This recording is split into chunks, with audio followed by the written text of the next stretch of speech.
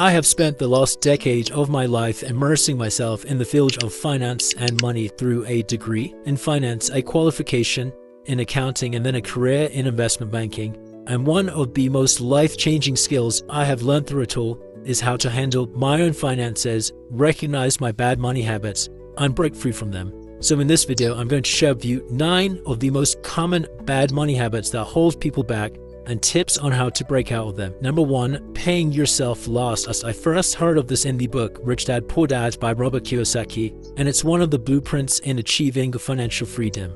Robert explains that the way people pay their bills can be broken down into 2 types. The first way is the poor people's habit, and that is through paying yourself last. So as soon as your paycheck comes in, you then pay your rent, your phone bill, your subscriptions, you fund your social plans, and then you'll save whatever's left over, if there is even any money left to save. The second method he talks about is the rich people's habit, and they do the complete opposite. They pay themselves first, and that is what you want to do. Take 10% minimum and put that into your savings account the minute you get paid. Treat it like paying a bill. This is so important, and by doing this, you're guaranteeing that that money will be saved and won't just slip through your fingers through spending. A lot of people are probably thinking, there is no way I can do this. I live paycheck to paycheck. But the surprising thing is when you take that 10% and put it away, your mind will think of ways and structure your spending and structure your finances to last for the whole month, and you won't even realize that you're saving in the background. People don't realize how much they're spending on paying the bills, buying something new, going on that weekend away, and then they save whatever's left. But that is the backwards mentality. The key is to pay yourself first instead of making other people richer by buying their things before you pay yourself. Second bad money habit is getting comfortable with bad debt. It seems that debt these days is actually the norm. People are using debt to buy the smallest of things, to buy presents, to buy clothes. I have a straight rule, that is, unless I can afford to pay for that thing outright in cash, I shouldn't be buying it with any form of debt. Remember, credit card companies want you to be bad with your finances because that's how they make money from this. The average credit card interest rate is 22%, which cancels all kind of benefits and rewards these credit card companies are providing if you're not able to pay them off in time, as not having a stockpile. This ties into point number 1, which is about paying yourself first, and essentially it's saving enough so that you have a buffer behind you of about 3 to 6 months. This is super important, and it will give you peace of mind just by having this buffer kept to one side and available to tap into if you need it. You free up that mental energy to designate to more important things. So how do you gather this 6 months of buffer? Is through that paying yourself first. Start putting that 10% away, and once you have your stockpile, then you can start using the additional money you save to building into your investment fund and looking at investments.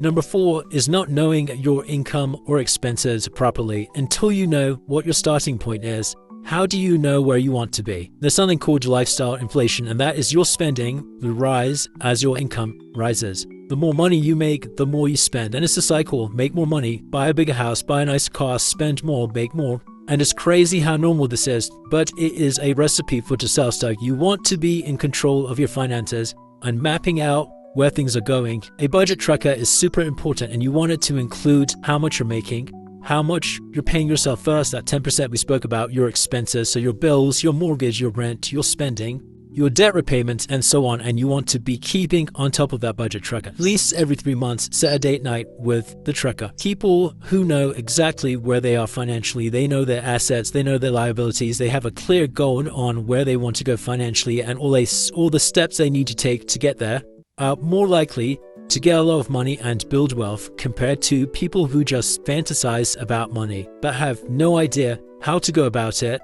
how they plan to acquire it, or how to manage it. Just being mindful of this stuff and seeing those numbers in black and white will trigger you into action. 5th bad money habit is having expensive hobbies. A lot of people like to shop, and I guess, yeah, part of this is retail therapy, but again, marketing, social media, and these multi-billion pound organizations love to tell us how much we need to spend our money and spend our cash instead of keeping and investing it. Next up, we have focusing purely on saving. If you want to improve your financial position, you can firstly save more of your existing income, or you can make more money and create more income streams. And the ideal combination is a mixture of both. You can't build wealth if you're making more money and spending it all, but you also can't if you're just focusing on the saving side, because there is a cap to how much you can save. Using those cashback sites will only get you so far. So to truly build wealth, you have to think of both sides of the equation, both how you will save a larger percentage of your income, but also how you will make more money. The saving money side has a cap.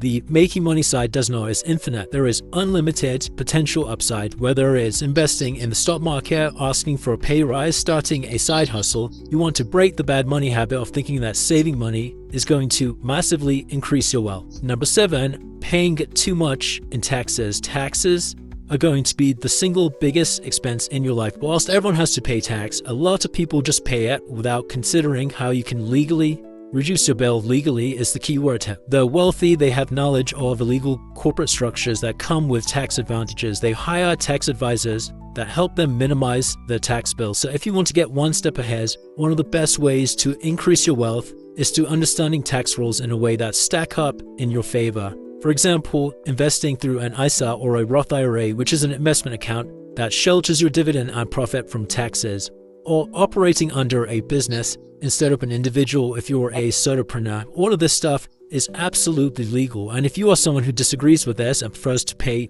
more taxes regardless of whether or not you can reduce it legally, then it doesn't hurt to understand the tax rules and reduce that tax bill so that you can instead use the money to give back to things that directly align with your values instead of letting someone else decide where that money should be going. If you want me to make a video on tax, I was planning to. I already have a summary on what I want to include, but I have been a bit skeptical about whether to release this. It's a topic that can go either way, so let me know in the comments below if you want to see that. Number 8, waiting too long to invest. When you start having savings, you have that stockpile, that buffer that we spoke about, then you want to start looking at investing that money so that your money starts working for you, and you want to diversify those investments so you can weather different situations that come around in life. But you want to avoid leaving that money in a bank account because inflation is a thing, and it means that you're essentially losing money every year. So I have a mixture of safe investments, of riskier investments that I'm willing to lose as well. Start looking at different investment strategies once you've saved up enough. Don't leave